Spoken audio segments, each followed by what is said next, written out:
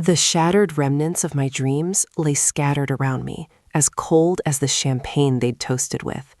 The echoes of their laughter bounced off the sterile walls of the security office, each peal a fresh wound. They thought exiling me from the family New Year's Eve celebration was the final blow, the period at the end of my story. They were wrong. This wasn't the end. It was the spark. If you've ever felt betrayed by your own family, subscribe now and share this story with your brother or sister. Let them know they aren't alone. My name is Brooklyn, and until recently, I was just another cog in the machine of my family's empire, a global tech conglomerate built on innovation and ruthless ambition. I poured my heart and soul into the company, sacrificing my personal life, my friendships, everything for what I believed was our shared vision. My father, a man of immense power and even greater ego, had always groomed my older brother Ethan to take over the reins. I accepted it, even though I possessed a sharper mind and a more innovative spirit. I was content being the quiet force behind the throne, the one who actually made things happen, while Ethan took the credit. I genuinely believed in our family, in our legacy. We were supposed to be different, better than the corporate sharks we navigated daily. That delusion shattered on a crisp December morning. It started with a simple meeting, a presentation of my latest project, a revolutionary AI system that could streamline our entire operation, saving us millions and catapulting us years ahead of the competition. I was excited, eager to share my creation, my masterpiece, with the people I loved and trusted the most. My father listened, stone-faced, as I laid out the details. Ethan, predictably, feigned interest, his eyes glazed over with boredom. But then came the bombshell. After my presentation, my father announced that Ethan would be taking over the AI project, effective immediately. My name wouldn't even be mentioned. The injustice stung, a sharp slap across the face, but I told myself it was business. Maybe my father truly believed Ethan was better suited to lead the project. Maybe he was just playing politics, appeasing some powerful investor. I tried to rationalize it, to swallow the bitter pill of betrayal. But then I overheard a conversation, a hushed exchange between my father and Ethan in the hallway outside my office. "She's getting too powerful," my father said, his voice laced with a coldness I had never heard before. "We need to cut her off at the knees before she overshadows us all. This AI project is too important to leave in her hands. She would become unstoppable." Ethan chuckled, a cruel, mireless sound. "Don't worry, I'll make sure she disappears into the background. She'll be nothing." That was the moment everything changed. The naive, trusting Brooklyn died, and something harder, colder took her place. I realized I wasn't just a cog in the machine. I was a threat to it. My own family saw me as an obstacle to be eliminated. The blood ran cold in my veins. My trust, my loyalty, everything I had sacrificed was met with nothing but contempt and a calculated plan to erase me. They saw me as a stepping stone, someone to be used and discarded. And the worst part? They thought I was too stupid to realize it. They assumed I would simply accept my fate, fade away into obscurity. They drastically underestimated me. The next few weeks were a masterclass in deception. I plastered a smile on my face, congratulated Ethan on his new role, and pretended to accept my demotion with grace. I even offered to help him with the project, feeding him information and acting as a supportive subordinate. All the while, I was secretly copying every file, every line of code, every piece of intellectual property related to the AI system. I knew I couldn't fight them head-on. They had all the power, all the resources, but I had something they didn't: knowledge, skill, and a burning desire for payback. I worked tirelessly, often through the night, meticulously planning my next move. I knew I had to be smart, strategic, and above all, patient. My opportunity came sooner than expected. New Year's Eve was always a grand affair at our family estate, a lavish party attended by the elite of the tech world. It was a night of champagne, caviar, and backstabbing disguised as polite conversation. This year, however, I received an unexpected invitation, a formal notice informing me that I was no longer welcome at the family celebration. The reason? My recent performance had been deemed unsatisfactory, and my presence would be a distraction for important clients. It was a calculated insult, a final act of humiliation designed to break me completely. They wanted me gone, out of sight, out of mind. They wanted to start the new year without me, free to continue their machinations without my interference. The day they handed me that letter, was the day revenge was born. The invitation rejection felt like a physical blow, a punch to the gut that stole my breath. That night, sleep evaded me. Every time I closed my eyes, I saw my father's cold, calculating gaze and Ethan's smug, self-satisfied grin. The injustice burned within me, a relentless fire that fueled my resolve. I tossed and turned, replaying the conversation I had overheard, each word a fresh dagger twisting in my heart. They thought they could just erase me. They thought I would simply disappear. They were about to learn just how wrong they were. The following days were a blur of activity. I continued to play the part of the dutiful, supportive sister, all the while meticulously gathering evidence. I documented every meeting, every email, every phone call, creating a comprehensive record of their deceit. I knew I needed irrefutable proof to expose them, something that would shatter their carefully constructed facade and reveal their true nature to the world. My first attempt to fight back was subtle, a carefully orchestrated leak of information to a tech block known for its investigative journalism. I anonymously sent them details about the AI project, highlighting my role in its creation and hinting at the unethical practices within the company. I hoped to spark an investigation, to expose their lies and reclaim my rightful place. But my efforts were quickly thwarted. The blog published a watered-down version of the story, carefully vetted by our family's legal team, which portrayed me as a disgruntled employee seeking attention. It was a crushing blow, a stark reminder of the power they wielded. They could control the narrative, manipulate the media, and silence anyone who dared to challenge them. I realized I needed a different approach, something more direct, more impactful. I needed to strike at their core, to expose their hypocrisy and greed in a way they couldn't ignore. I started looking for other vulnerabilities, weaknesses in their armor.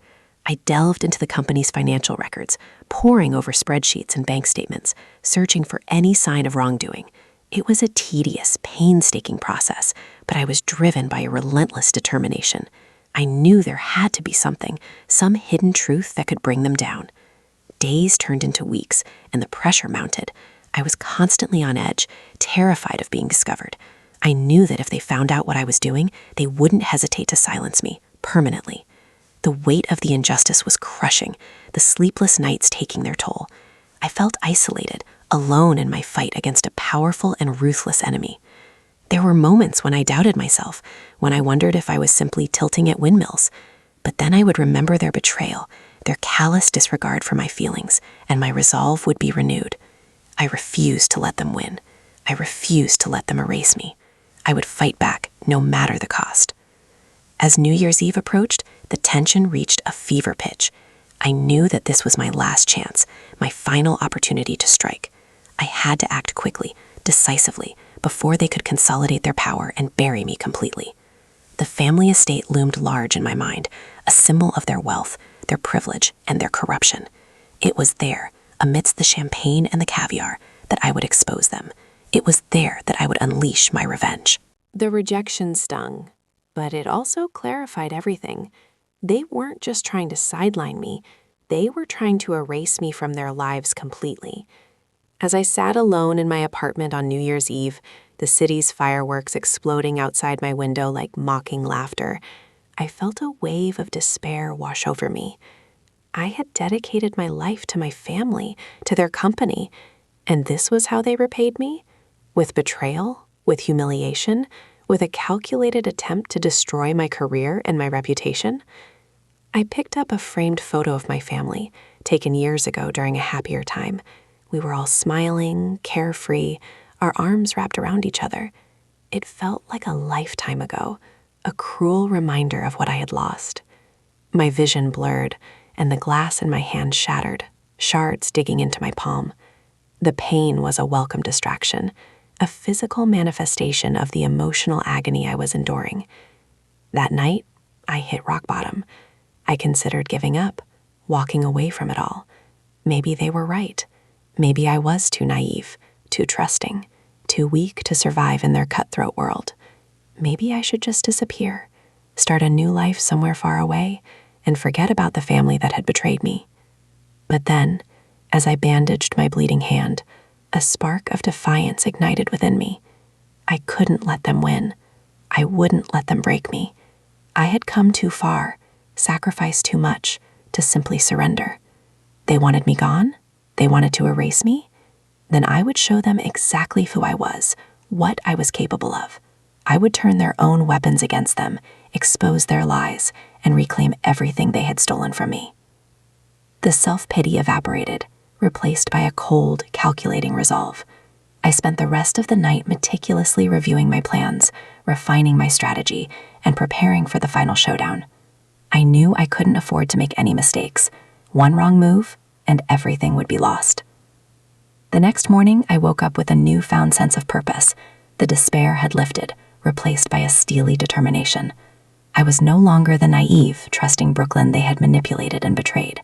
I was someone else entirely, someone forged in the fires of injustice, someone driven by a thirst for payback. The first thing I did was sever all ties with the company. I sent a brief email to my father and Ethan, informing them that I was resigning, effective immediately. I didn't offer any explanation, any excuses. I simply stated that I could no longer work in an environment that was so toxic and dishonest. I knew they would be relieved, happy to see me gone, but they would also be curious, wondering what I was planning. And that was exactly what I wanted.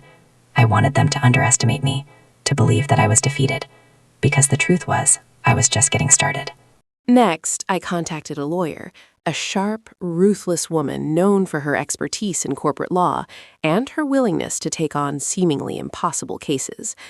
I explained my situation, laying out all the evidence I had gathered, and asked her to represent me. She listened intently, her eyes narrowed with interest. When I finished, she leaned back in her chair and smiled. "This is going to be interesting," she said. "I'm in." With my lawyer on board, I felt a surge of confidence. I was no longer alone in this fight. I had an ally, someone who believed in me and who had the skills and experience to help me win. Together, we began to prepare our legal strategy, meticulously crafting a case that would expose my family's corruption and hold them accountable for their actions. We knew it wouldn't be easy. They had vast resources and a powerful legal team, but we were determined to fight them every step of the way. As the days passed, I felt myself growing stronger, more resilient. The pain of the betrayal was still there, but it no longer consumed me. Instead, it fueled my determination, driving me forward with unwavering purpose. I spent hours researching my family's business dealings, uncovering hidden assets, shady transactions, and a web of deceit that stretched across the globe. The more I learned, the more disgusted I became. They were not the ethical, innovative leaders they pretended to be. They were greedy, ruthless manipulators who were willing to do anything to protect their power and their wealth. My initial goal had been simply to reclaim my rightful place in the company and to expose their betrayal. But now, my ambitions had grown. I wanted to bring them down, to dismantle their empire, and to ensure that they would never be able to hurt anyone else again. The task ahead of me was daunting, but I was no longer afraid. I had nothing left to lose. They had taken everything from me, and now it was my turn to take everything from them. The world would know the truth. I smiled. I acted broken, but I was recording everything. My days became a carefully orchestrated dance of deception. I would arrive at the office early, feigning enthusiasm for projects I no longer cared about, all while subtly planting spyware on Ethan's computer and network servers. Every keystroke, every email, every document he accessed was meticulously copied and sent to a secure, encrypted server I had set up. I even managed to install miniature cameras in his office, disguised as ordinary objects, capturing his conversations and meetings with my father. The risk was immense. If I were caught, the consequences would be severe. But I was driven by a burning desire to expose their treachery, to tear down the carefully constructed facade they had built around themselves. And with each piece of evidence I gathered, my confidence grew. One afternoon, while helping Ethan prepare for a presentation to a group of investors, I stumbled upon a hidden folder on his computer. It was password protected, but after several hours of brute force hacking, I managed to crack it open. Inside, I found a series of documents detailing a complex scheme to defraud the company's shareholders. My father and Ethan had been secretly diverting funds into offshore accounts, siphoning off millions of dollars for their personal gain. The evidence was damning, irrefutable proof of their criminal activity. I copied the files onto a secure drive, my heart pounding in my chest. This was it, the smoking gun I had been searching for. But I knew I couldn't act rashly. I needed to time my move perfectly to ensure that the evidence would have the maximum impact. I consulted with my lawyer, explaining what I had found and asking for her advice. She was ecstatic. "This changes everything," she said. "We can use this to file a lawsuit, to force them to account for their actions. We can bring them to their knees." But she also cautioned me to be patient. "We need to build our case carefully," she said. "We need to make sure we have all our ducks in a row before we go public. They will fight back, and they will fight dirty." As the New Year's Eve party drew closer, the tension became unbearable. I knew that this was my last chance, my final opportunity to strike. I had spent weeks meticulously planning my revenge, gathering evidence, and preparing my legal strategy. Now it was time to put my plan into motion. On the morning of the party, I met with a forensic IT specialist I had hired to analyze the data I had collected. He was a grizzled veteran of the tech world, someone who had seen it all and wasn't easily shocked, but even he was taken aback by the extent of my family's corruption. "This is some serious stuff," he said, shaking his head. "These guys are playing with fire." He spent the day meticulously examining the files, extracting key pieces of evidence, and preparing a detailed report that could be used in court. He also helped me create a secure website where I could anonymously upload the evidence, making it accessible to the media and the public. I wanted to ensure that the truth would be exposed, no matter what my family tried to do to silence me.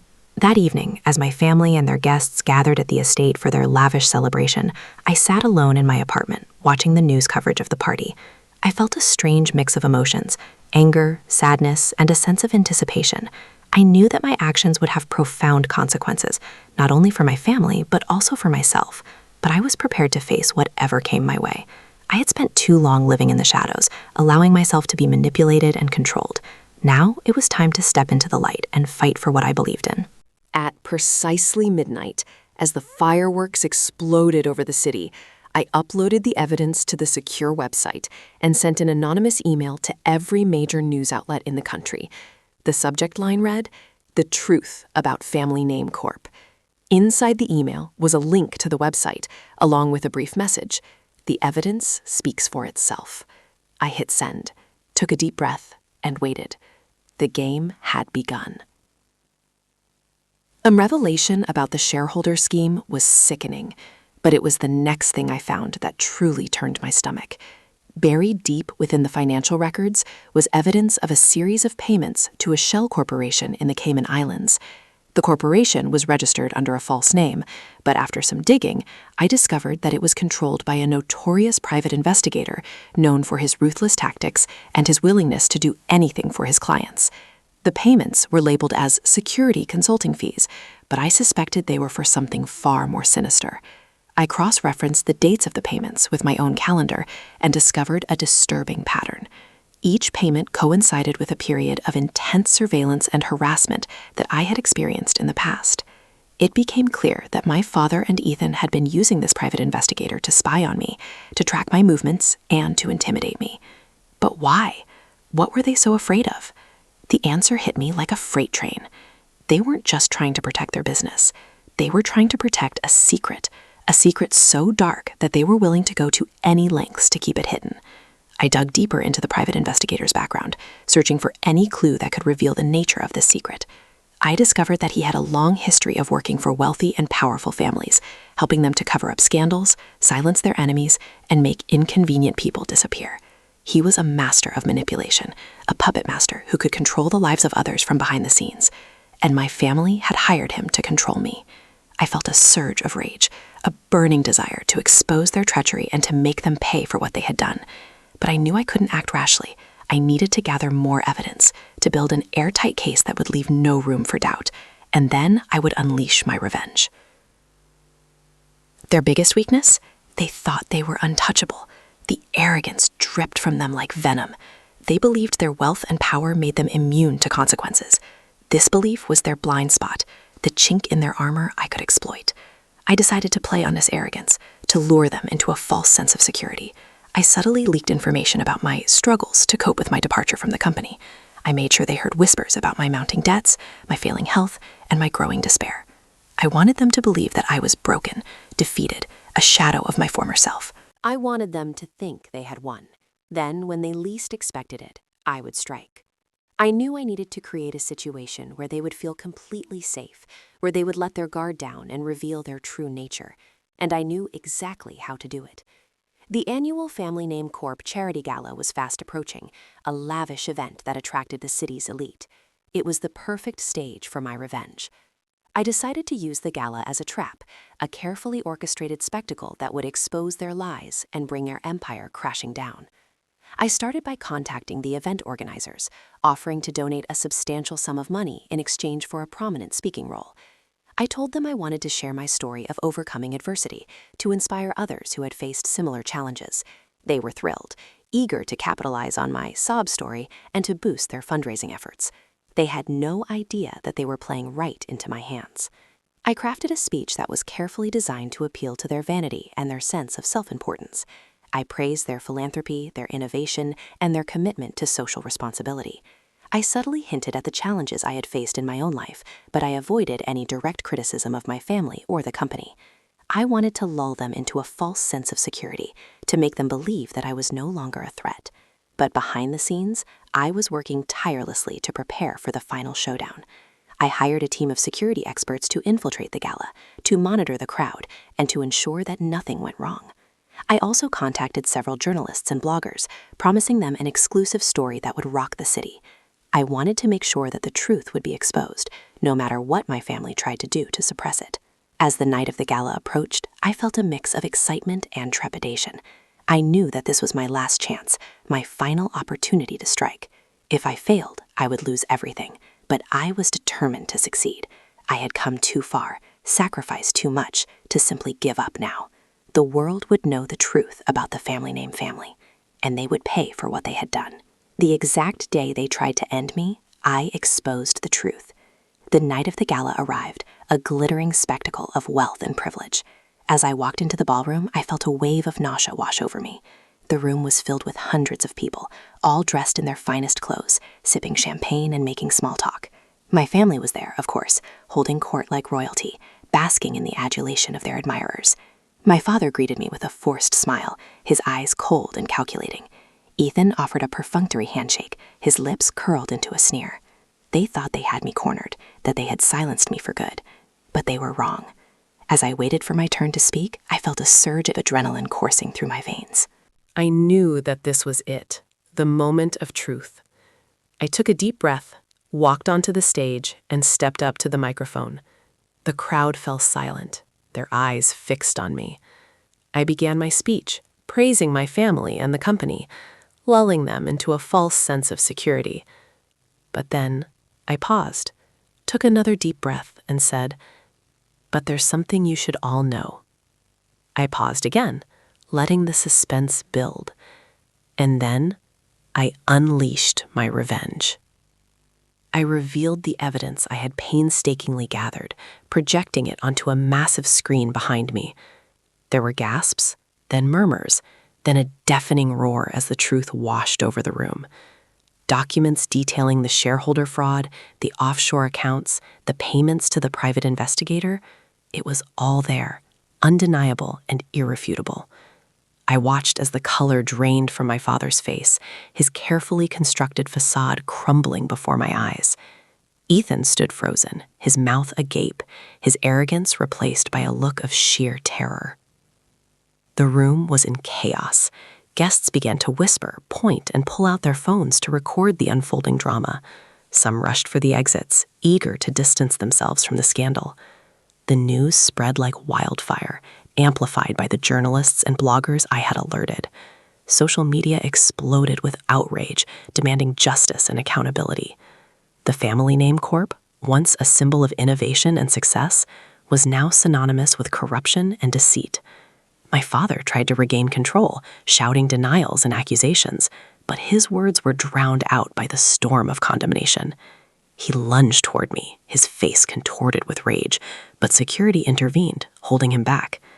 I simply stood there, watching his world collapse around him, a sense of cold satisfaction washing over me. They had tried to erase me, to steal my future, to bury their secrets, but I had exposed them, and now they would face the consequences.